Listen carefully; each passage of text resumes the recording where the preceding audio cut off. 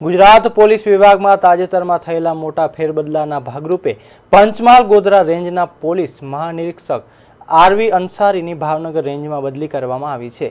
આ બદલીએ ગોધરા પોલીસ તાલીમ ભવન ખાતે તેમના માનમાં ભાવભીનો વિદાય સમારંભ યોજાયો હતો। ગુજરાત સરકારના ગૃહ વિભાગ દ્વારા કરવામાં આવેલા વહીવટી ફેરફારમાં કુલ 37 આઈપીએસ અધિકારીઓની બદલી કરવામાં આવી છે।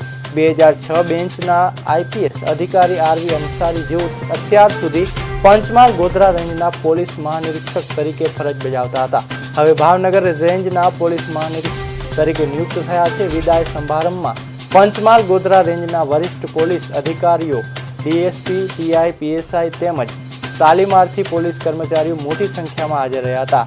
આ સમારંભ દરમિયાન આરવી અંસારીએ પુષ્પગુચ્છ, શાલ અને સ્મૃતિ ચિહ્ન આપીને સન્માનિત કરવામાં આવ્યા।